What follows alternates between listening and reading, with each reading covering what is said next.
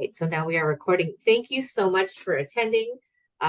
This is a workshop that's intended to help students or attendees to get a little more familiar with dietetic internships in general, and then of course the actual DICAS application process.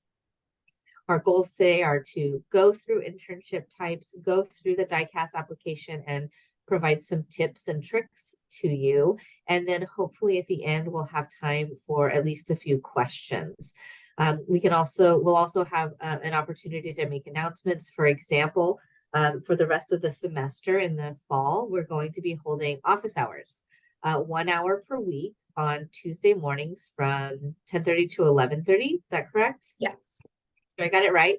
If students are available at that time, they can log in and ask questions. Either myself or Dr. Isom will be available at that time, logged in to answer questions about your applications.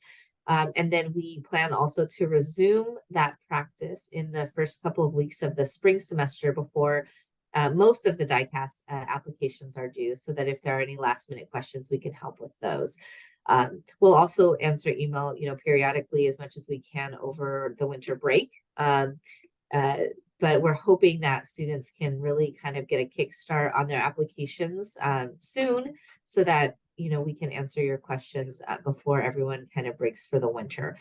But the login information for that office hour has been shared on the DICAS, on the Dietetics Canvas page. But if you didn't get it or you don't have access to the Dietetics Canvas page, please feel free to email us at dpd@cpp.edu, and we can provide the information for you. So welcome, and we are so excited to have you here today. Right. So welcome, everyone. Dr. Karasich is our DPD director at Cal Poly. I'm our DPD coordinator, Dr. Kelly Isom. Feel free to put your questions in the chat. We'll take a few pauses throughout the presentation to answer some questions, but then we have a good amount of time at the end of the presentation as well to answer specific questions. And then we'll keep letting folks in who have joined us a little late. So what I'm going to talk about first is I'm going to talk about the actual internships available to you. And Dr. Karasich, I'll have you go ahead and advance the slide here for us.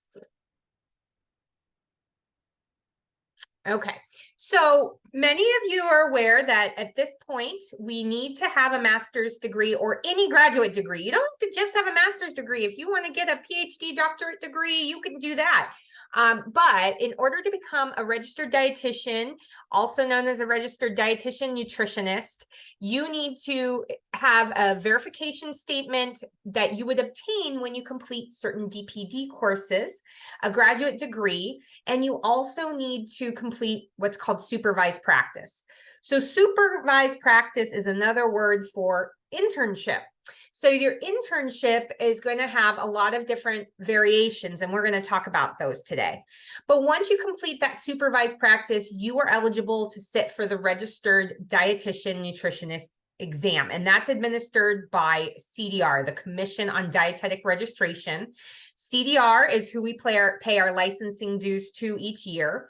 And then we are required, once we become licensed, to complete continuing education, 75 credit units every 5 years. And usually you want to do this because it keeps you up to date on what's going on. I love my continuing education because I'm continuously learning. So just remember, when you hear supervised practice, that means internship, okay? And you have to do that after you do your DPD courses. All of you are taking DPD courses. If you hear that this is required for a course that you're taking at Cal Poly that's required for the DPD, that means that it's getting you on track to become a registered dietitian. All right, you can do the next slide. So these are the different types of internships. You're going to have options available to you: traditional, coordinated, combined, future education, distance, and ISPEs. That's the individualized supervised practice program. So let's walk through each of these. All right, so the traditional internship, you're probably very familiar with because Cal Poly Pomona offers a traditional internship. This is an internship where you apply separately on your own, and you already have a graduate degree. Okay, so you've already enrolled in a graduate degree program and you're almost ready to finish. This could be an internship that's affiliated with a university like Cal Poly's, or it could be an internship that's affiliated with a medical center or a private company. When you apply for a traditional internship, typically these internships are programs where they arrange all of your rotations in your supervised practice, and they do all the coordination with the preceptors. So let me give you an example of these rotations. You may be required to do rotations in different areas, such as a clinical rotation, a community rotation, food service, but each internship may have their own, I like to call it, emphasis or flair. Maybe you're really interested in creating a private practice. You may want to apply to an internship that really allows that focus. Maybe you have an internship that really focuses on food service. So there's going to be different lengths of these rotations, but regardless of the type of internship, it's going to be important that you look into what you're most interested in. So in a traditional internship, all of those different rotations are going to be arranged for you. The program has all the contracts in place. So for example, you may be on site at a hospital for all of your clinical rotations, but then you need to go to a different location, such as a school district, to do your school nutrition. You need to perhaps go to food service at a university to do your food service. Most of the time, if they already have a clinical rotation at the hospital, you'll just do your food service rotation at the hospital. So you can ask those specific questions when you're shopping internships. And a lot of internships right now are hosting their information sessions, okay? So there's a set time that the internship starts and a set time that it ends. A lot of them will run on an academic calendar where they start in mid-August or beginning of September and run through the following spring. Others will start at the beginning of a calendar year, like January through July or August. So you'll look into all of that information.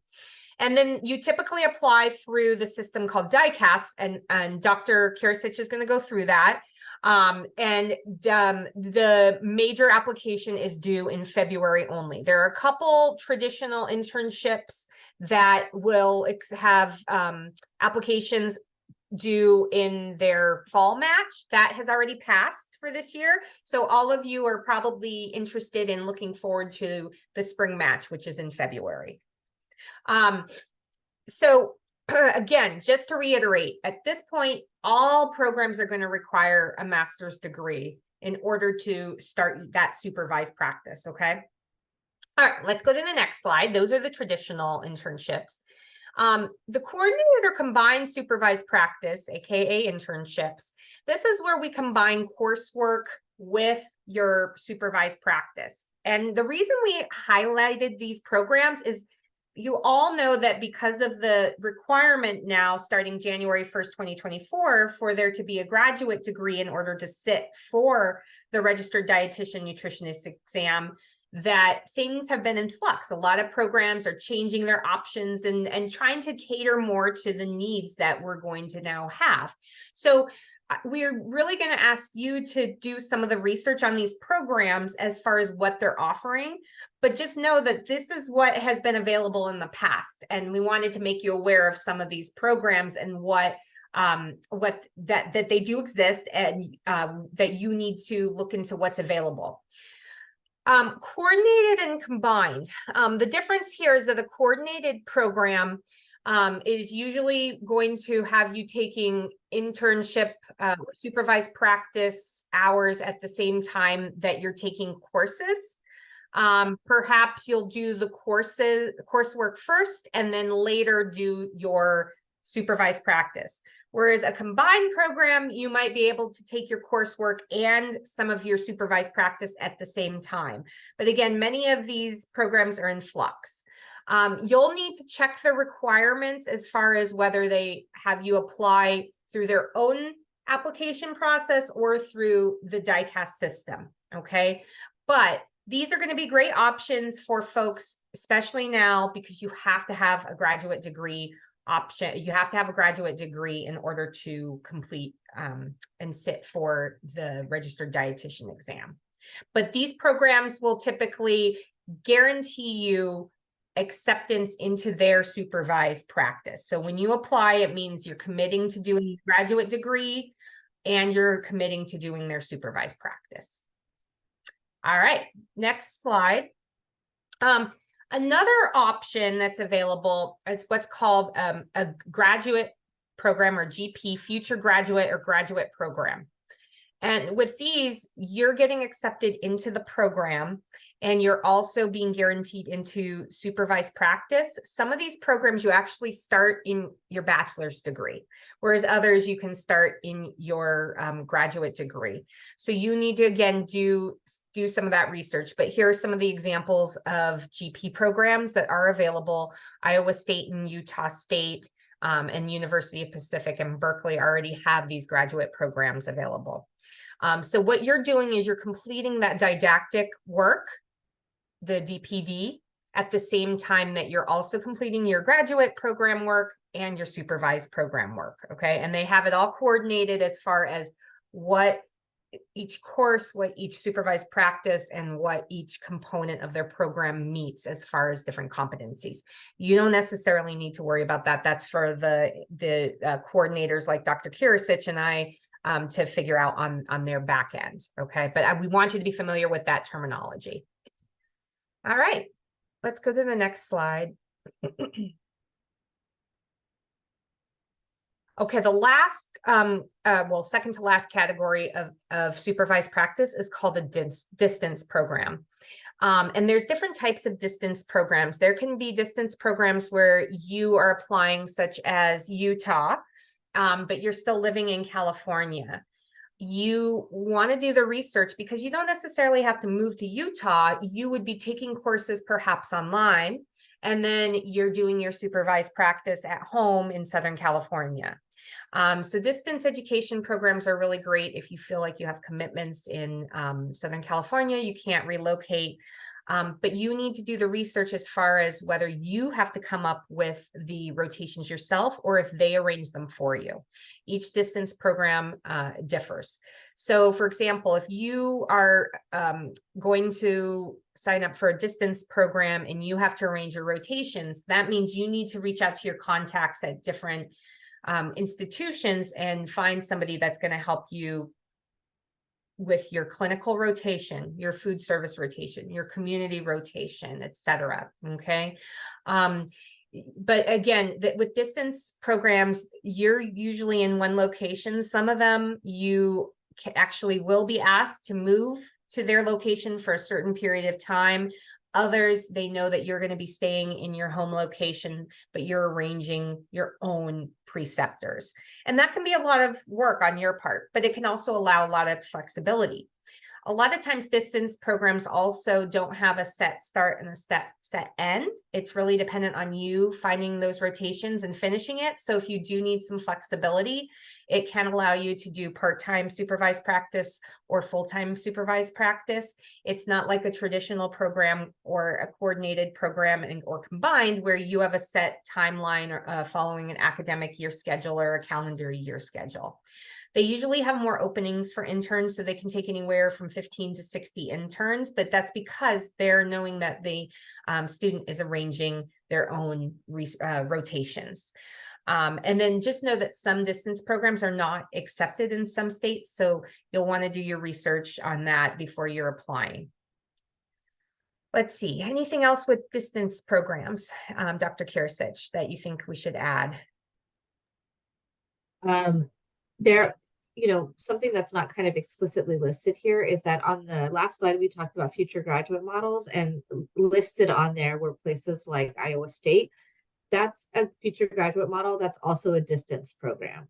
So it's not like all of these lists are necessarily mutually exclusive. And so just to remember that sometimes it's a distance program where you're actually doing that graduate degree at the same time too. So it's important that you do some research and make sure that you're aware of what you're getting into Yeah. and what the options are. Exactly. Yeah. Some places are going to offer multiple types of these supervised practice programs too. So that's nice. Don't write an institution off thinking that they only have distance when maybe you're interested in something else or vice versa, because they might actually have multiple options. All right, so then the last category is called the Individualized Supervised Practice Program, also known as an ISPE. This requires that you go through the DICAS match in order to apply. It's open to people with doctorates alone without a verification statement, but for the most part, folks at this point have to have a master's degree at least in order to apply through DICAS. So if you're going to apply to an ISPE, you have to go through the DICAS application process that Dr. Kirisic is going to walk us through. But each ISPE is going to have different requirements. Some, they may require that you find your own preceptors, whereas others might actually have the preceptors identified for you. So again, shop the programs, go to their information sessions, go on all of the websites and check out when they're offering information sessions or meet with their internship directors. Because of the graduate degree requirement, most of them are going to require that you already have a master's degree or that you're already in a master's degree program in order to get admitted. So when you're going into this spring match coming this February, they're going to want to see that you've applied to a master's program or that you're already in a master's program in order to actually match to that ISPE. Okay. So just remember now going forward, let's put our graduate degree hat on and know that with that supervised practice, we're also going to be looking for that graduate program work that comes along with it. And regardless of what type of program you're applying for, you have to decide what's going to be best for you as far as, do you want to be doing that master's or graduate work before you do your supervised practice, separately or combined? There's so many different ways to make this work for you, but you have to figure out what's best for you. All right, let's go to the next section. So what we're going to do next is walk you through actually applying for these internships, and you can review all of the different internships. There's more than what Dr. Kirisic and I provided on our slides at this link here through Eat Right Pro. This is the Academy of Nutrition and Dietetics professional website. You all should always be going to the eatrightpro.org, not the Eat Right .org. That's for lay folks. You guys are experts, so you're going to go to the eatrightpro.org, and that's going to have all of the different accredited programs available to you and have a little overview of what they offer. You will want to consider all of these aspects when you're applying for internships. Do you need that traditional program? Are you going to already start your master's or graduate program before you go into it, or do you want to do it at the same time? How many applicants do they have? What are the GPA requirements? Do you need part-time or full-time? Do you need flexibility? Or do you really just want someone to map out the whole program for you? Okay.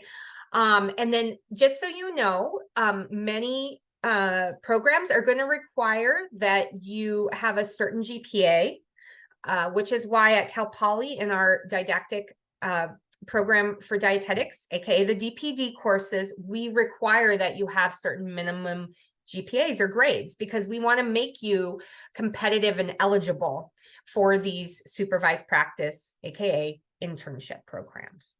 So you need to look into their minimum GPA requirements and the length of the program, as well as what their tuition is, and if they require the GRE.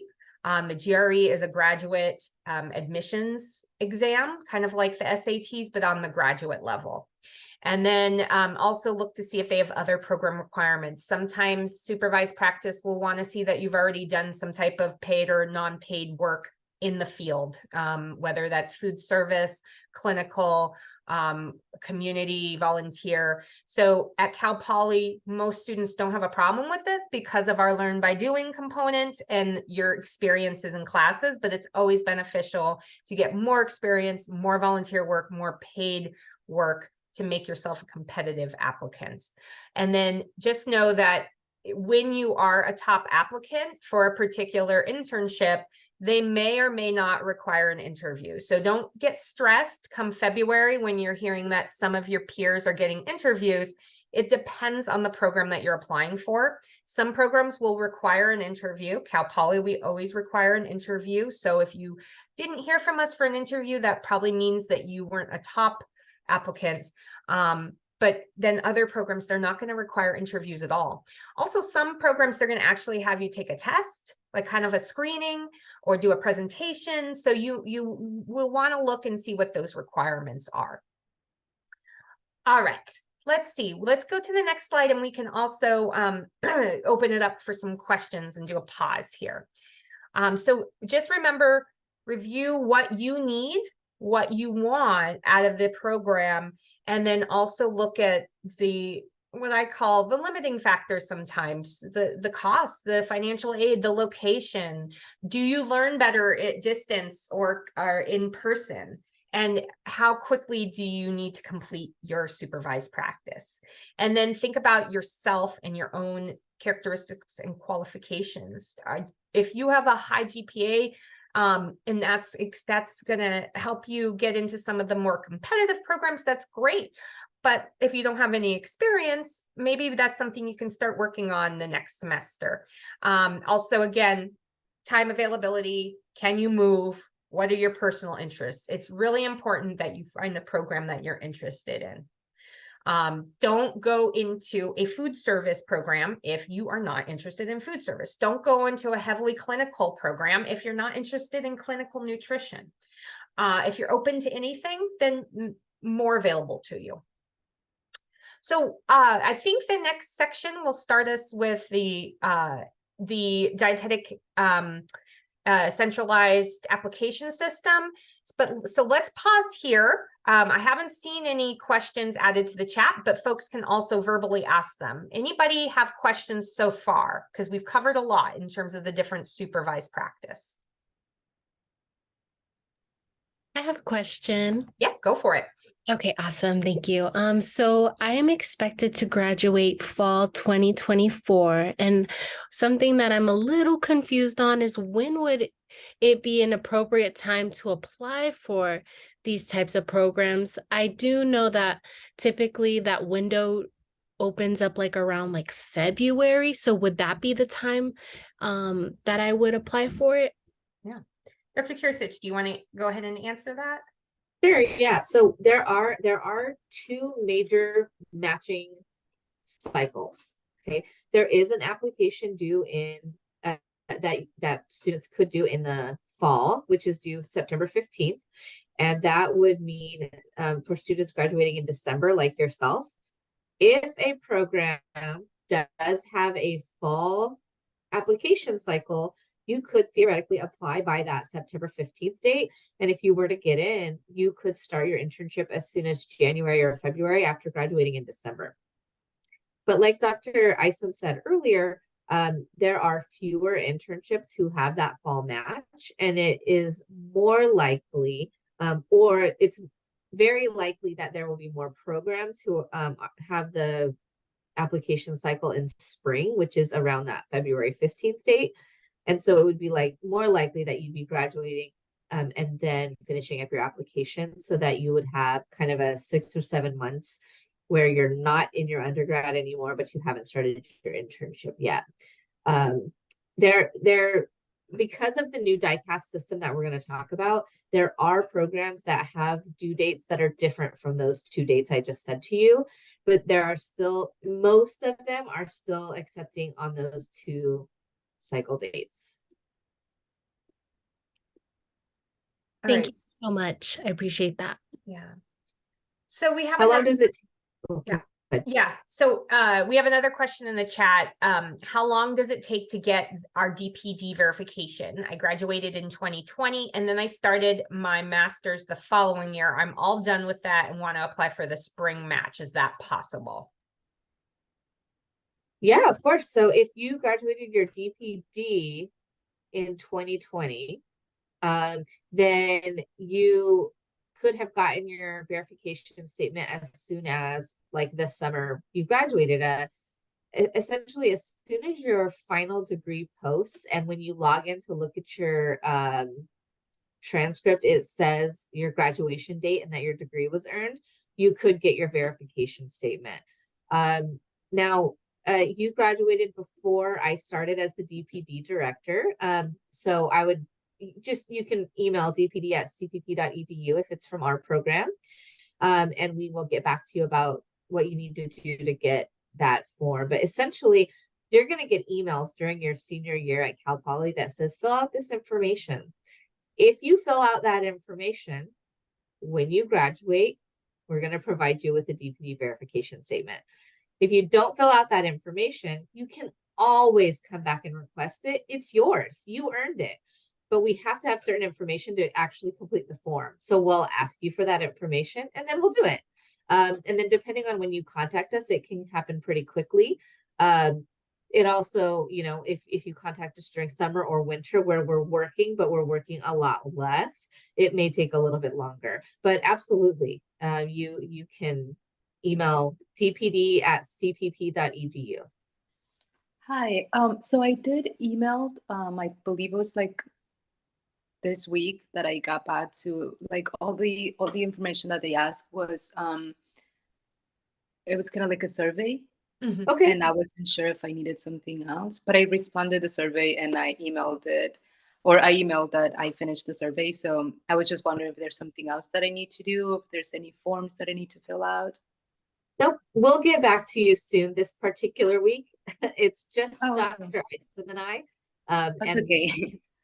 lines this week, but we'll definitely do it. I actually recognized your name right away and was thinking, oh, I wonder, you know. So we'll get back to you. But yeah, Okay. we can send it away. Yes, I don't remember like if I fill out any information after I graduated, because since I was doing COVID, I knew that I wasn't going to apply. So I feel like the year I graduated, like the whole 2020 is kind of like a blur now in my mind. So I don't remember if I filled it out. I don't. That's why also I wanted to join this session because I Yeah. forgot about like a lot of things for the internship. Yeah. Well, that Yeah. information that you filled out for us when we emailed you, that's the information we need. And I don't think it was being collected in that way before I took over. I took over and started collecting it in that really uniform way so that I could have everyone's information and I could start providing verification statements regardless of whether someone requested one or not. Because the reality is if you earned it, you earned it. It's just like your degree, right? They're gonna send you it when you graduate. And that's the process we want. But it's not automatic because we do need those little bits of personal information from you. And so I appreciate you reaching out. Definitely. Thank you. Can I just call out to folks, because I know there's a lot of familiar names on the webinar. What we're talking about is those surveys that Dr. Kirisic and I say, hey, if you're graduating soon, you need to fill out this survey because it collects some personal information that Dr. Kirisic needs to actually sign and verify that you've completed these DPD courses. That's the verification statement. That's what is actually completed. It's like a formal document that she completes in order for you to be eligible to apply for supervised practice. Yeah, in 2020, neither of us were in this role for the DPD program. And it was also a really tough year. So you can always come back to us, even if you're not thinking about applying this year. You can come back to us 5 years from now and we would be able to give you that verification statement. But we are going to require some extra information. So just doing a little plug for those of you who I know who are graduating soon. Do fill out those surveys because they will expedite us getting you your verification statement. The next question that came in, it asks about being a competitive candidate. Does paid work not related to nutrition count like a medical front desk job under a different specialty? So I would say yes, as long as it's in the medical realm. You know, it's going to be looked highly upon that a supervised practice, that you're familiar with administrative practices, being comfortable in a medical office or a medical setting, knowing or being familiar with insurance terms. That is going to be looked highly upon. Both paid and non-paid work is looked highly upon. So if some of you are only doing volunteer work and not getting paid for some of the work that you're doing, that's absolutely okay. I mean, I'm all for you getting paid for your work too. So please know that paid work, but I've seen folks do jobs where they're servers at a restaurant that can work as food service work. I've had folks that have worked in total different field, like a dental hygienist, and that being work in a kind of clinical setting. But it is really helpful if you actually are applying to a supervised practice program that has a lot of clinical focus, that you know what that means. So that does typically mean that you know what it's like being in a hospital, going onto a hospital floor, or going into a food service office and a dietetic office in a hospital or a long-term care facility, and knowing what the dietitians actually do. Because there is going to be a comfort level with that. And then there's also going to be a certain level of practice that you're expected to do. So you can start looking into the opportunities like that by looking at jobs as diet aides, nutrition assistants, nutrition aides, or diet techs sometimes at hospitals or long-term care facilities. Anything you want to add? I just want to add to that too, before we move to the next question. If you're having trouble thinking about what your transferable skills are, ask someone on campus. Those of you who are still students, you paid in advance for career services. Go ask, right? These are things you already paid for. That's what they're there for. But Dr. Eisen brought up some great points. Whenever you're working in a medical field, you have to follow HIPAA, right? You're not allowed to talk to people about someone's patient information. And so it's good for internships to know, oh, they've applied this, they understand this rule, right? And so all of that, all of those are transferable skills, right? Customer service and managing schedules and working with physicians and interdisciplinary staff, that all works. All of that is good transferable skills. So. And to Nicole's question, yeah, having diet aid experience makes you a very competitive candidate, whether it's paid or unpaid. I really hope that you all can try to find ways to get paid for your work, but I'm also a serial volunteer that doesn't get paid for many things, and I believe in volunteer work too, but I just want you all to know that the experiences that we bring can be paid or unpaid and be just as valuable in our experiences in making us competitive candidates. And then going to Jessica's question about the declaration. We didn't answer Sophia's yet though, right? Yeah, I was going to come back. To that one, just because Jessica's was pretty quick with the survey, and just making another plug for that. So it kind of goes along to what Nicole was saying, that if you're applying kind of in the fall period, or you're applying when you haven't finished your coursework yet, you can get what's called a declaration of intent. Okay, so a declaration of intent is almost like the precursor to the verification statement. If you are applying, let's say you're going to graduate at the end of spring 2024, and you are doing the February match in DICAS, you're going to need a declaration of intent. And we need similar information that we would need for your verification statement. So we need you to complete the survey and also specifically request that declaration of intent, because we have to, Dr. Kirsich has to sign off on the declaration of intent. Just so you know, if you get a declaration of intent, you still also need to then get your verification statement once you complete your DPD coursework and graduate. But for the declaration of intent, I'm going to get to that when we talk about DICAS. So don't go emailing the DPD email address right now for one. Please. Yeah, don't go to wait. DPD at cpp.edu just yet. So, like, there's a process for the declaration of intent. Yeah.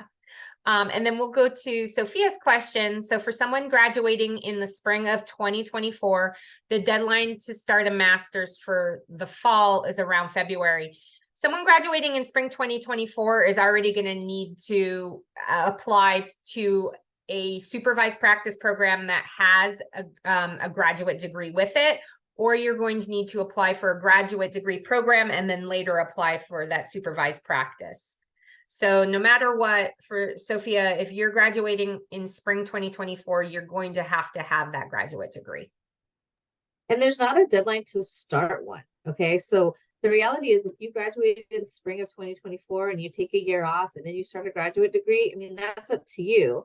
It's just that if you want to kind of apply the internships the earliest as possible, then you're going to figure out that pathway, whether you're going to do a combined program or you're going to do the master's first, and you'll be applying. And to be honest, application periods for graduate degrees really open up in the fall, the end of the fall semester. So if you're someone who knows you want to do a graduate degree and then do a separate internship, you want to be looking now, right? So those master's degree applications are often going to be due in December or early January before the DICAS applications are normally due, which is why doing that research is really important, and knowing your deadline.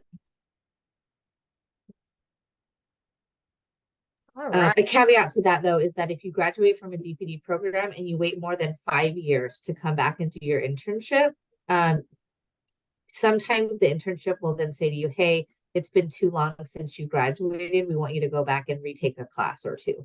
It's not that you can't do it. You can, but they might say, we want you to take MNC2 again. So just be really careful when you are considering or maybe taking a break, or if you need to work and earn some money. All of those things are fine, but you really want to try to get back in and restart before 5 years. Yep. All right. So should we move on to the DICAS application process? And folks, you can still put your questions in. I'll monitor while Dr. Kirsich talks about the DICAS process. All right, thank you. All right, so this is the new DICAS. DICAS has been around a long time, not long enough for me to actually have used it as a student. I sent everything by paper, but luckily for you, everything is centralized now. This is what the welcome page will look like on DICAS. You'll create an account, and then when you log back in, you'll use your username and password to log in. I don't have any access to any of this. So if you forget your password, you can't log in, you're having issues, you need to contact them directly. Okay. The cool thing is they do have a phone number and they have a chat, but DICAS's office are located on the East Coast, which means they're 3 hours ahead of us. So if you're filling out your application at 9 p.m. in California, you're not going to get a response from their chat line. But if you can log in to their chat before 2 p.m., right, on a regular weekday, they're pretty quick about answering, actually. I've had a really good response. I've chatted with them several times and have really enjoyed that function. So you can also log in anytime. So if you are not even graduating for a year, you can still make an account and log into DICAS now and look at it. And if you put information in, it'll still be there in a year. So the great thing is that it's a long application, but you can start it early, okay? The new portal, it's open. So this is older information. This application, the first time it was ever used was last year, and it opened in July. So just know that this is open now. A version of this, not exactly this, but is posted right now on the website for Cal Poly's dietetics major, dietetics option under dietetic internship application. And you can link already to log in if you haven't before. I've also got a link to the help center here. Lots of great information, frequently asked questions on the DICAS help site, okay? Some things that are different from the old application to the new one, just in case you maybe hear from a friend or something who used an old system. The due date is going to vary by location for the new DICAS. Most programs still use February 15th for spring match and September 15th for fall. Most all programs still use that, but just know that you want to double check and make sure that you're certain when the due date is for your program. There's also far more programs doing priority registration. So they're allowing people to like register early for this like early selection, and they're letting some people in and then going to the full thing in February. So there are programs that right now are accepting applications, and they're going to, you know, stop applications somewhere in December, pick a few people for like priority that you're saying, hey, I'm definitely going to go there. And then you don't have to worry about the February application. So you also want to be aware if any of the programs you're interested in have that kind of early selection cycle. Okay. The new DICAS also makes you enter every single one of your classes. So in a moment, I'm going to show you what that looks like. But previously, you only had to enter DPD coursework into DICAS, and now every single class you've ever taken at every higher education institution you've ever attended should be entered into DICAS. This will take a lot of time. So I'll show it to you, but I want you to be aware. If you hear someone go like, oh no, you only have to enter your DPD classes, that's a thing of the past. Okay, I promise you, you're supposed to enter all of your classes. Okay. When you log in, you can add programs. So you'll fill out some personal information. It's going to ask you for your name and address and ask you to verify some things. And then you can add programs. When you do that, there's a search box. You can click in there and just start typing. So this really isn't the time to be researching internships. This is not a research tool. This is for people who know where they want to apply. Go research using the other tool. Once you're here, you want to start typing in the name of a program. And when it shows up down here, you're going to click the plus button. Okay. The reason I have these two particular programs shown is that, see the start term here? This one has a spring start. This one has a fall start. So for this program, your application will be due in February. For this program, the applications are due. Oh, it says in February. They have a, they have a fall start and spring match. So that's interesting, actually. I don't know a lot about this program, but I wonder if they have a fall and a spring match date. But I want you to notice that they have the start term here. This is interesting because if they have you apply in February and they start in spring, it sounds like it would be a year later. So I don't know if they're having you take master's classes first or something, but be aware of when the match date is. So both of these are spring, and when the actual deadline is. Because again, they could have a spring match and an earlier deadline if they wanted to. So just be really, really careful to check out all of this information. Let's see. And then it says here that the DPD verification is required. If you're looking at future graduate models or those GP programs, there may be a program where the DPD verification isn't required because you're going to retake DPD classes at the graduate level. There aren't as many of those, but they exist. And so just to be aware of that. Okay. I should have clicked through there. So for example, Cal Poly has the fall start term because we start in August. Okay. So this is what it looks like when you look at the front page. Okay. And it's great because it's got these circles, and as you complete information, they're going to turn green. And at some point, this will say 6 out of 6, 4 out of 4, 6 out of 6, and 2 out of 2. Okay. So it's very intuitive. Right when you log in the front page, you can know how much you have left to do. Okay. You can follow it along. Your personal information, again, it's going to ask you information about your background and then have you submit a release. Okay, all of that should be really easy. The second section is academic history, and you'll spend a lot of time in this section of DICAS, okay? It's going to ask you what colleges you attended. You're going to add a college. So for us, I searched the word poly and California State Polytechnic shows up. You click on it, okay? You have to add, excuse me. You have to add every institution of higher learning that you've gone to.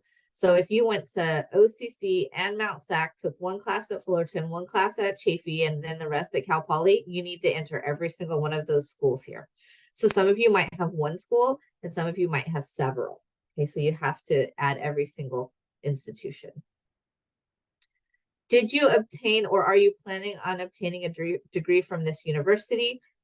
For Cal Poly, you're definitely going to say yes. For the rest of those institutions, you may not say yes. You may have just done transfer classes and that would be fine and you can put no. Technically, college classes that you took during high school, because they were done at an institution of higher learning, especially if they are classes that transferred into Cal Poly for any credit at all, then the answer is yes. You would need to use those. That's also a good question for DICAS, but last year when students asked, they were told every single class that you took in a college you should be sending. Okay. Then you're going to put details about each program. Are you still in progress? So if you're applying to DICAS before you graduate, you're going to say in progress, and then you're going to fill out all this information. What degree are you going to get? What kind of terms was it? Semesters or quarters? Are you still attending it? And then it's going to ask you, when was your first semester that you attended? So lots of details about each college. And then once you have entered that information, it's going to ask you to order transcripts. This is where one of the places where having gone to a lot of schools is going to challenge you, because you have to get an official transcript sent from every single school you've attended. Okay, so the money could add up, and I want you to plan ahead for that. These are the three electronic transcript options that are used by DICAS: Credential Solutions, National Clearinghouse, and Parchment. Cal Poly, I believe, uses the National Student Clearinghouse. I know that some of the other local institutions use Parchment.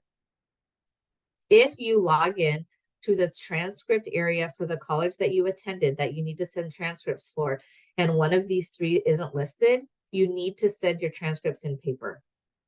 Okay, DICAS only accepts transcripts from these three.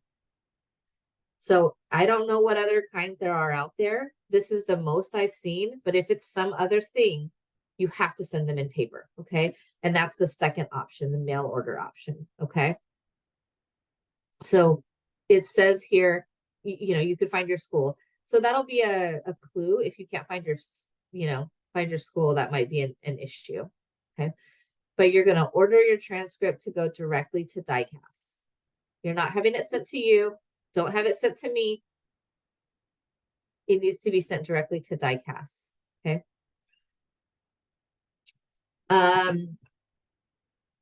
So if you need to send your transcripts by mail, there's an extra additional step you need to do, okay?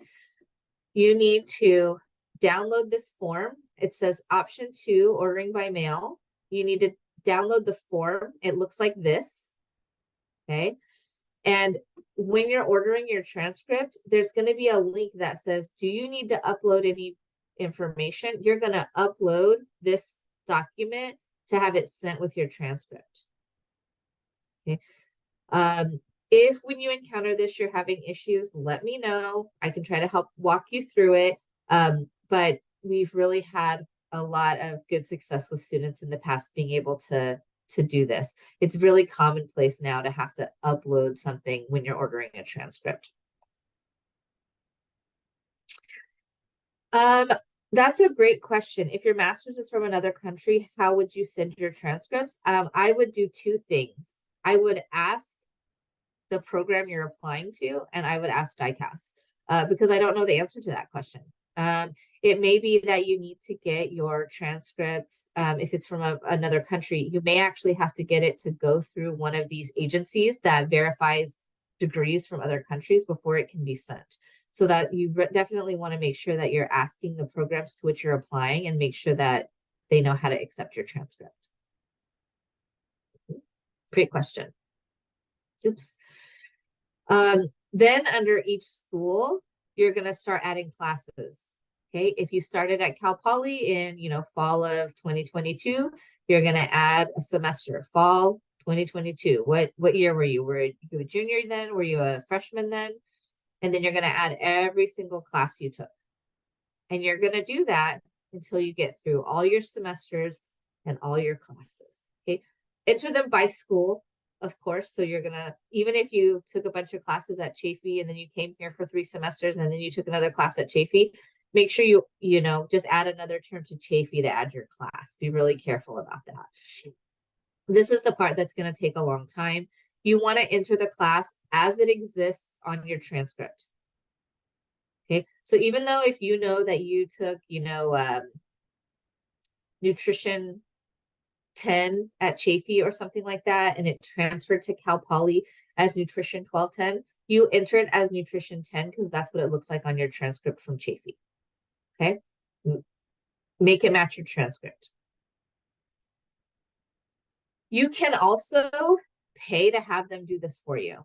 So if you have the money and you don't have the time and you want DICAS to enter your transcripts for you, you can pay to have it done. There were issues with it last year. There were errors with it last year. I don't think many of our students used it, but I kind of heard through the grapevine that there were some issues.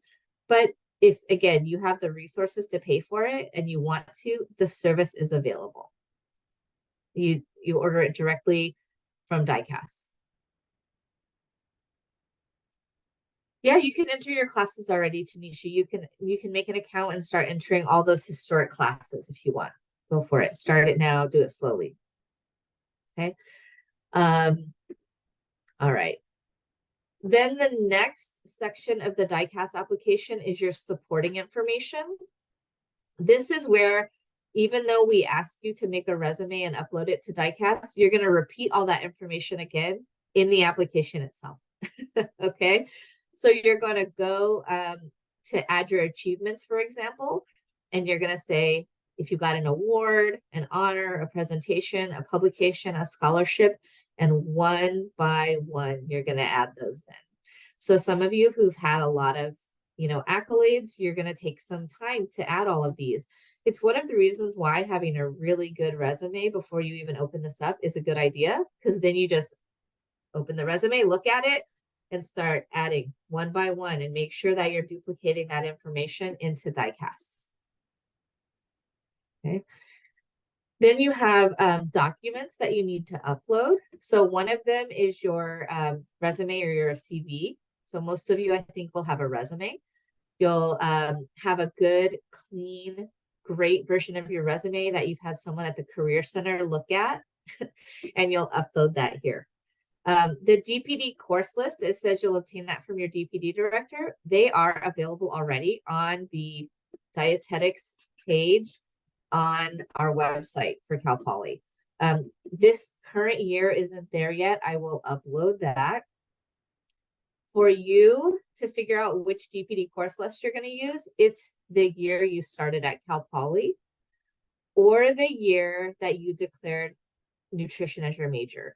So you might have started in, fall of 2021 and your major was communications. And then in spring of 2022, you changed to dietetics. You're going to use the 2021-2022 course list. If you just changed majors this year to dietetics, you're going to use the 2023-2024 DPD course list. Another way to know is that when you log into Bronco Direct, at the top of your record for your degree progress report, for example, it'll tell you what catalog year you are. It'll say nutrition, dietetics, fall 2022. Okay. So that's the year you use. And then if for some reason you need additional copies of your resume, for example, if one of your internships says to turn in a resume and the other one says to turn in a CV, you're going to have to submit both a resume and a CV. Okay. I'm going to take a short break after this. I just want to make sure that I can get through everything and then we have time for questions at the end. But this came up already once, so I want to talk about it. So when you inside DICAS, you're going to request either a verification statement or a declaration of intent. So if you've already graduated, I will send you a declaration of intent that you will need to save and just keep forever in case you need it as a reference. But even if you have your declaration of intent because you've already graduated, you still have to request one through DICAS. And I will end up signing something through DICAS, and you don't upload that document I send you. Okay. So even though I'm going to give you a document, that's not what you're uploading. For those of you who will not have graduated yet, when the application is due, you are going to request a declaration of intent. And I will fill out paperwork that says, I agree that you will graduate, that you're supposed to graduate by the time you say, which is by the time that internship starts. Okay. But you'll request it through DICAS. You'll put my name in, and you'll put the DPD email address, dpd@cpp.edu. And then you'll put the due date. If your application is due February 15th, but you're really anxious and you want to turn your application in January 1st, the due date is still February 15th. Okay. I will try to get these done early, but when you put early due dates on there, I might email you and say, is it really due that day, or do you just want it by that day? Because we have to divide our work up over time, and I'm requesting that you please put the actual due date there. Now, what you could do is in the message part right here, say, hey, Dr. K, I'm a really anxious person, and I would love it if you could get this in earlier. I'm really hoping to turn my application in by February 1st. I understand that, and I'm going to try to get these in early. But please put the due date as your actual due date, because sometimes programs have early due dates. I need to know that. I need to know if your application's due early. So if everyone puts January 1st on here because you're anxious, I don't know which ones to actually prioritize and which ones are just being anxious. Okay, so please put the actual due date there for us. And then you're going to fill out the rest of this information. Okay. I think this is a good time to hit pause for a second and answer some questions. I've answered a few that were in the chat, but any more? I did enter a question into the chat that has come up a lot for folks that are still students at Cal Poly. Are you going to be offering the Dietetic Internship Explorations course in spring 2024? So it was left on the schedule in error, and it doesn't have a teacher. Okay. There are several people enrolled in the class. So okay. I'm talking to Dr. Singh about that. With the number of students who are currently enrolled, it wouldn't so I wouldn't be able to hold it. But also I fear that some of the folks that are enrolled in it are people who are applying to internship in the spring. Yeah. And that class will not be helpful for people who are applying in the spring. Okay. So, I'm trying to figure out a way to email the folks who've already enrolled and try to get an idea about how many of those folks are enrolled in it who really aren't going to benefit from it. And if we, get enough enrollment from folks who are graduating fall of 24 or later, then maybe we'll hold the class. But the intention was not to hold it, and it just wasn't, it was left on there in error. We are planning on offering it again in the fall of 2024. And if we're able to do that, that would be for students who are graduating in the spring of 25 or later. Thank you. Yeah, I did see that. I was going to kind of wait till the end to answer, but I have a question. So for the declaration or verification statement, we can't submit our application until that is done. Most likely you can submit your application, but it'll show that it's not done. But that's why I need to know the due date. Okay. But you should be able to submit your application if something that relies on another person isn't complete. So for example, if you didn't have a letter of recommendation that was turned in, or if for some reason one of these documents wasn't turned in, you can probably still submit. Because it will probably, I'm assuming, show that we did request it already, right? That's right. Yeah, okay. Yeah, and you'll know if you receive the declaration of intent because you'll get, this application will notify you of everything. Like it'll notify you when somebody completes a recommendation letter. It'll notify you when Dr. Karasich signs off on the declaration of intent. And then if you have a really good recommender, they'll probably tell you too, hey, I submitted your recommendation, and hopefully they'll send you a screenshot too. But the nice thing is that the system will notify you as well. Dr. Isom is a better human than I am. I'm probably not going to email you that I sent your letter. I usually do for recommendations because I don't trust technology, but I know it's great that it does. So, Yes. But that being said, if you ask me for a recommendation letter and you see that I haven't done the recommendation letter, it doesn't help to stalk me and every day and say you didn't do the recommendation letter, because I am a last minute Nelly. So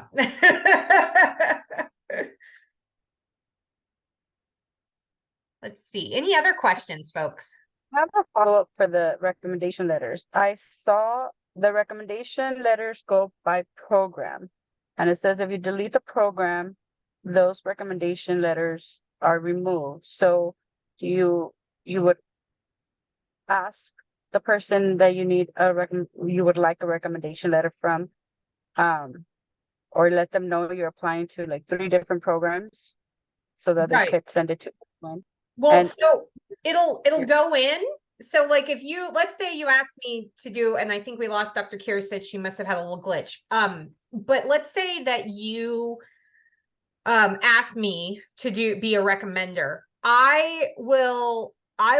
You'll put my email and my information into DICAS, and then I get an email and it shows me all of the programs you're applying for. And I can fill out the same letter for every single program.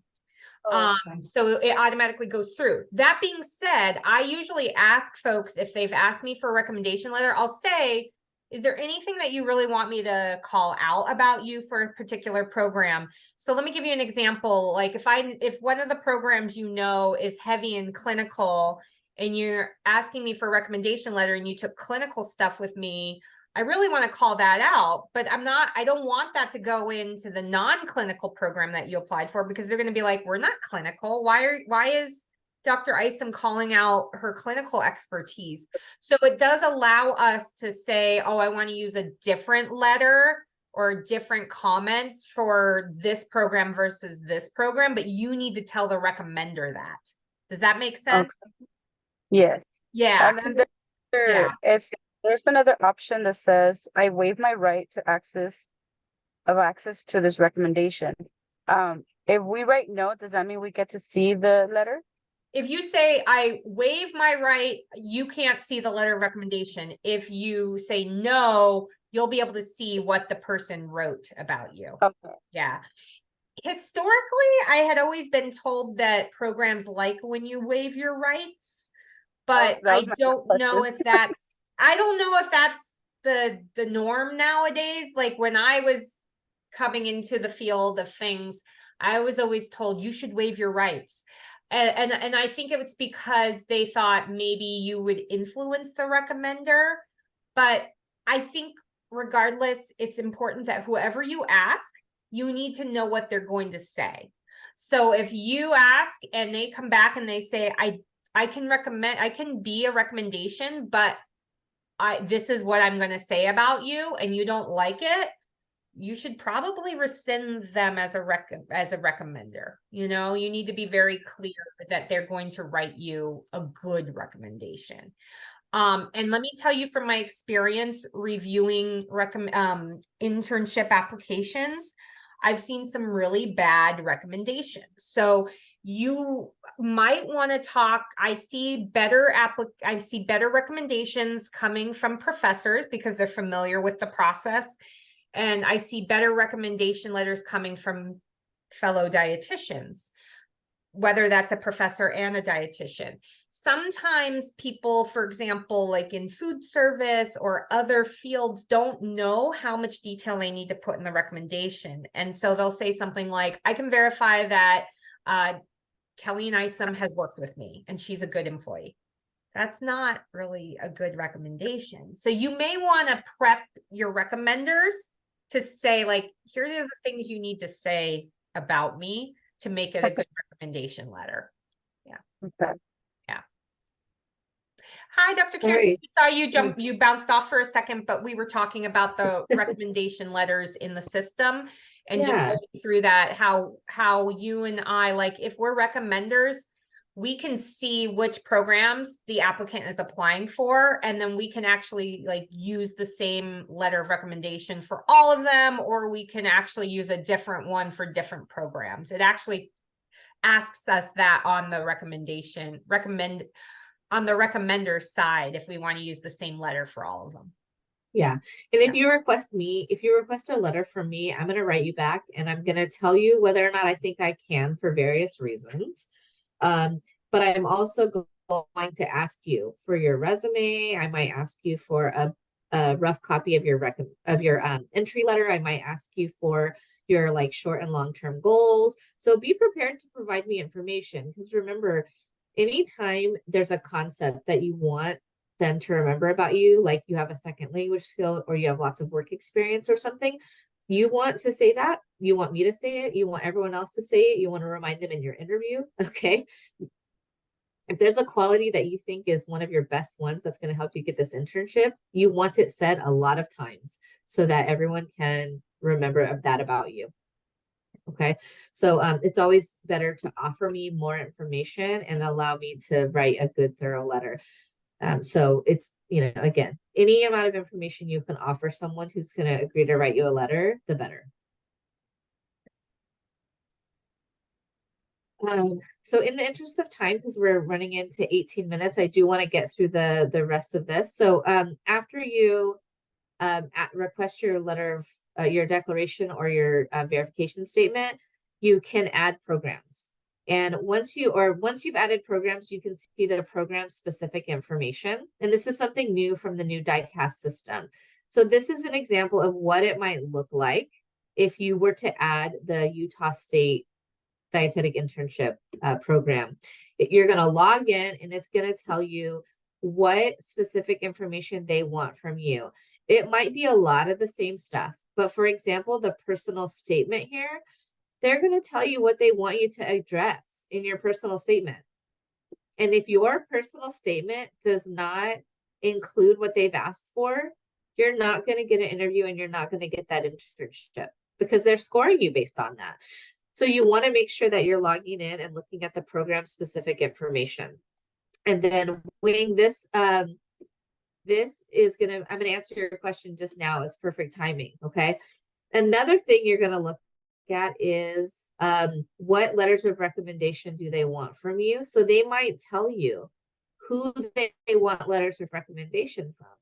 So they might say, we want 3 professors. We want 2 professors and someone that you've worked for. We want 1 professor and someone you've worked for and a friend.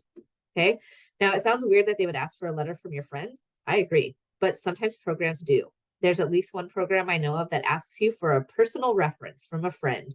I find it strange, but there's no limit to what they'll ask for. So usually it's 3 letters of recommendation, but sometimes you're having to ask for more than 3 total because you need 2 professors and an RD for Utah State.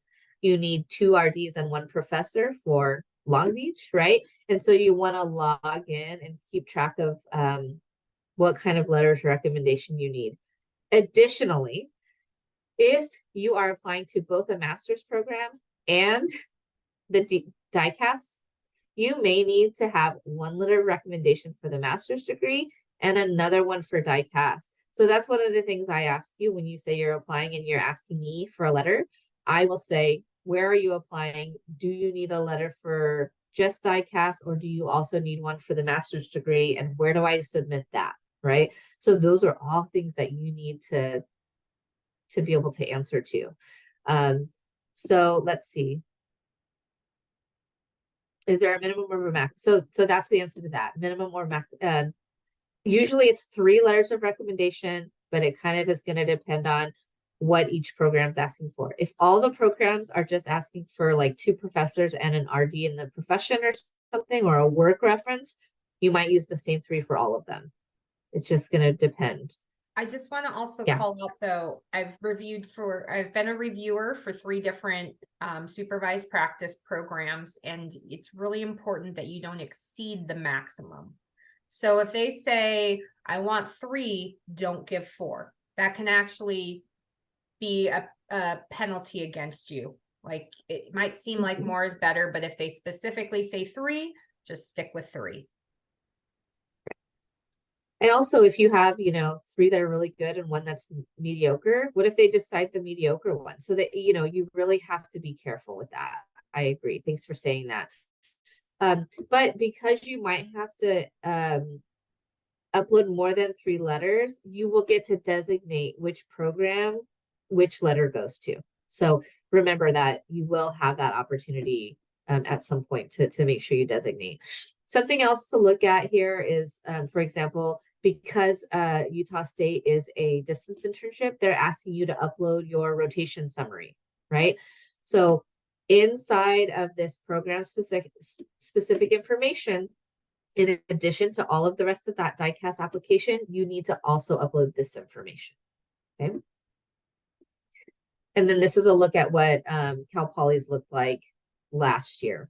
So again, it's asking you for a personal statement, letters of recommendation, verification. And in this particular application, the only additional document that you're uploading is your personal statement.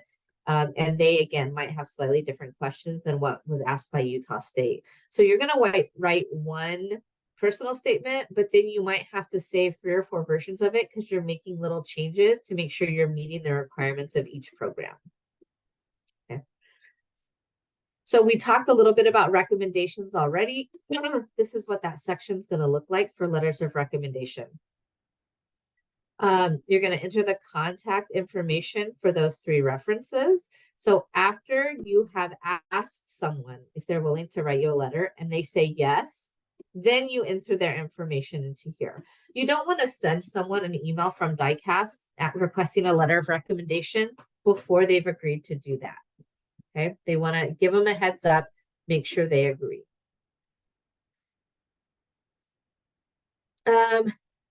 So again, the same thing applies here. If the due date is February 15th, please put that.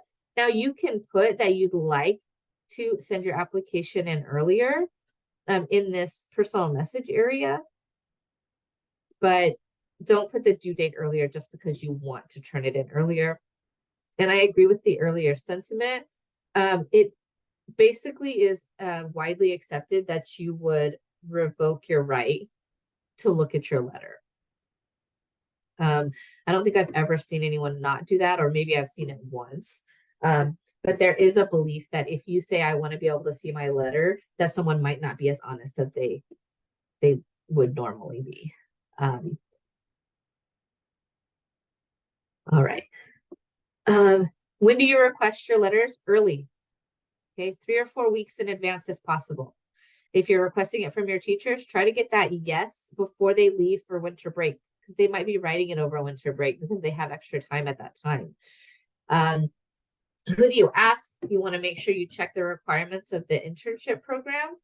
And then you might want to say, thank you for agreeing to write me a letter. Attached to this email is my resume, my unofficial transcripts, my list of short and long-term goals, a list of the programs I'm applying to, anything like that, right? Maybe your personal statement, even if it's in a rough draft form, because anything you can give us to help write your letter well, that's going to help us. We can reference jobs, right? We can talk about your experience. So everything that you could send us to help us write a good letter is going to benefit you. Okay. You can click on this link to ask questions and a live chat will come up. You can also email them, and there's a phone number. They are very responsive. I've never had someone contact me and say, I keep emailing and they never email me back. They will get back to you. So they're very responsive. Okay. The last thing I want to talk about is application fees. There are application fees. It's going to cost $50 to apply for one program through DICAS and $25 for each additional program. So if you're applying to 4 programs, it's going to cost $125. If you're applying to 2 programs, it's going to cost $75. There may also be a fee for applying to the master's degree. So you need to know ahead of time that there will be money that you'll have to spend through this application process. Okay. So some key points, your DPD course list is available. It's on the website for our program. Your transcripts, if you can't order directly through one of the systems listed on DICAS, you want to make sure you're printing that form that needs to go into your transcript if they're going to send a paper one. Okay. For your verification statement or your declaration of intent, if you're going to have already graduated when the application is due, that's a verification statement.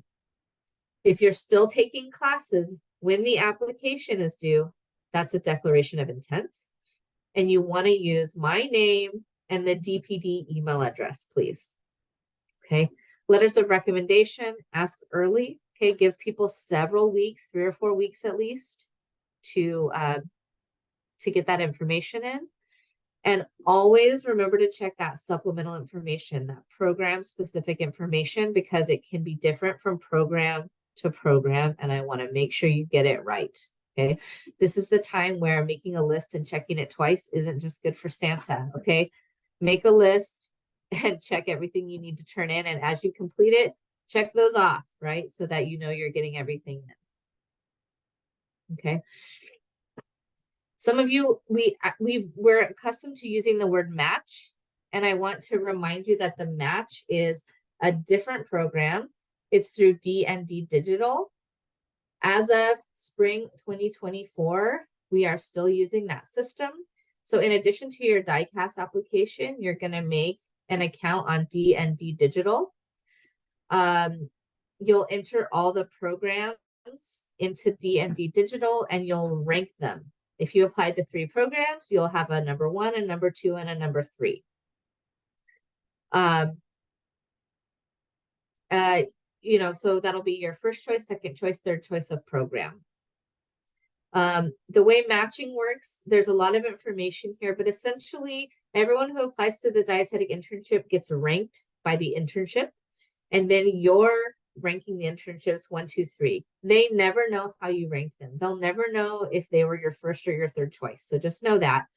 But what happens is after interviews and everything, before April, a computer system kind of looks at all the internship rankings and all of the intern rankings, and they'll match you.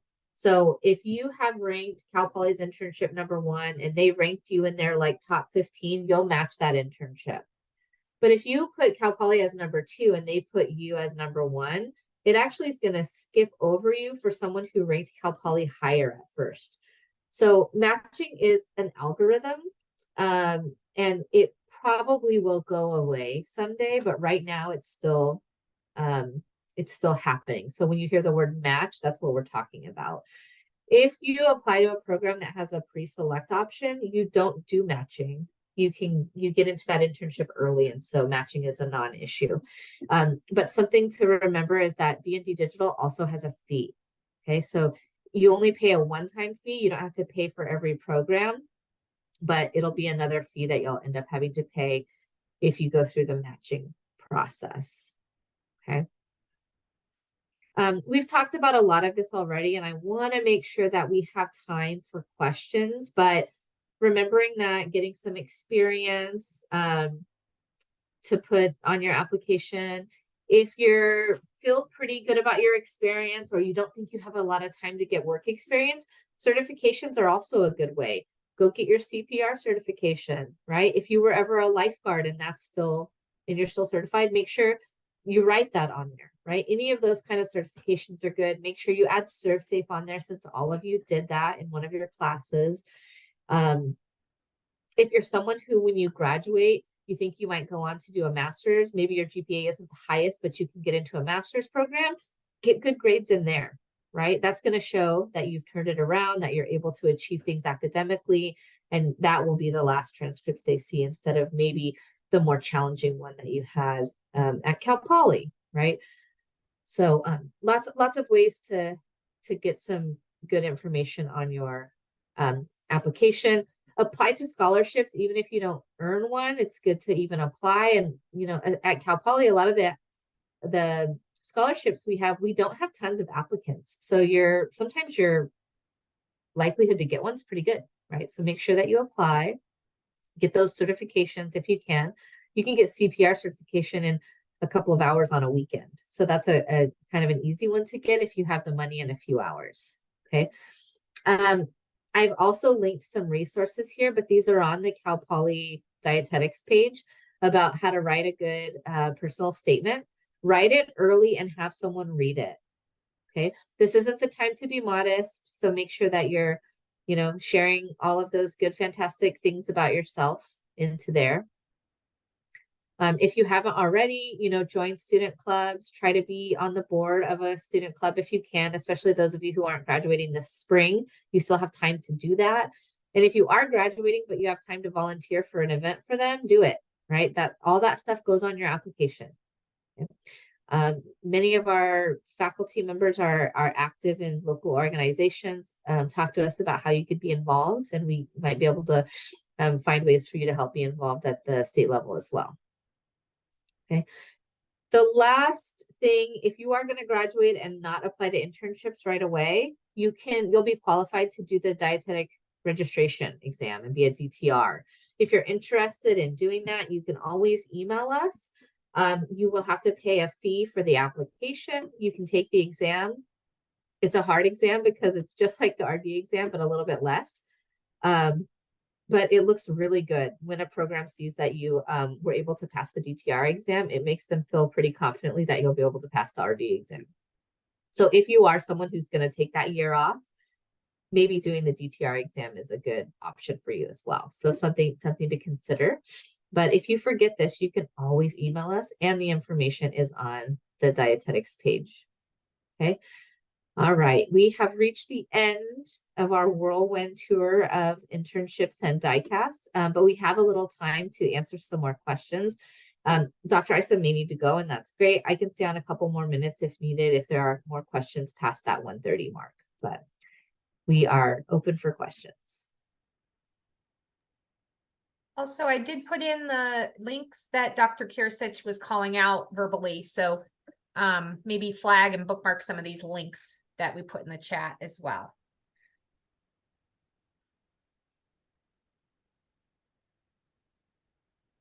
And remember, we are going to start having those DPD office hours on Tuesdays for the rest of the semester. If you can't find the link when you go back through the Dietetics Canvas page, feel free to email the DPD email address.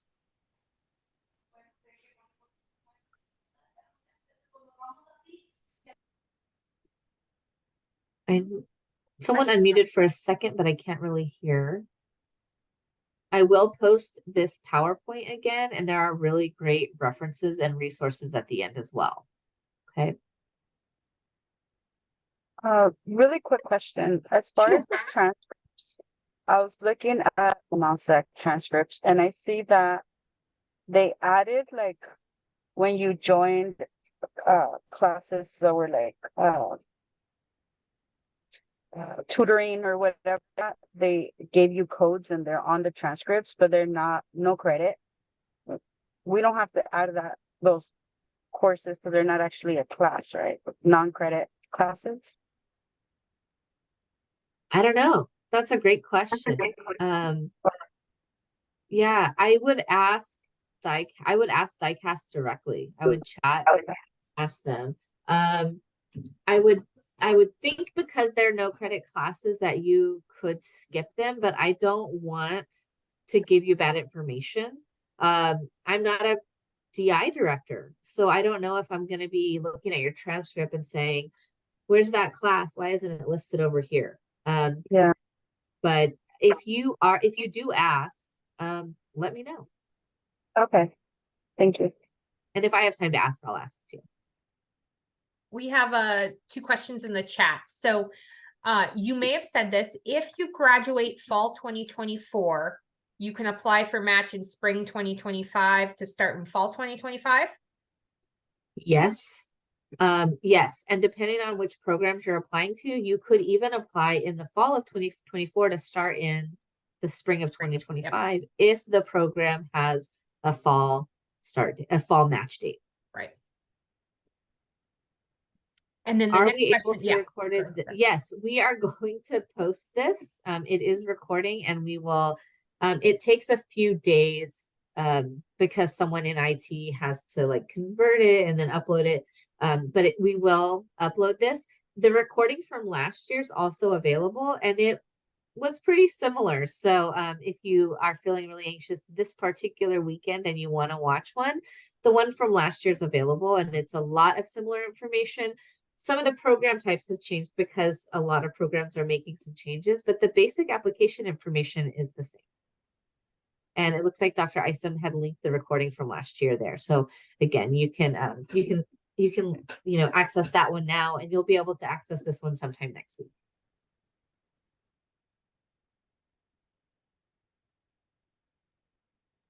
And I will have this updated PowerPoint also uploaded next week. So keep an eye out if you're going to apply in this coming spring's February matching and DICAS application for programs. Just start doing your research on the programs that you're interested in. Keep an eye out for information sessions. They'll be holding Q&A sessions at different programs to learn what they're looking for as well. And we will try to send information out through that Dietetics Canvas page when we see that there are, open houses and things like that coming up. But we really know about the ones that email us and we don't get it from every program. So also, I encourage you to share with your peers, hey, I'm going to go to this open house. And make sure your peers know when those open houses are too.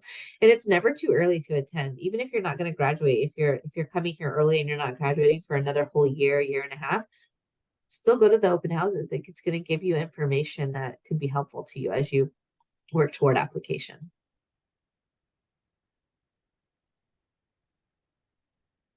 Any other questions?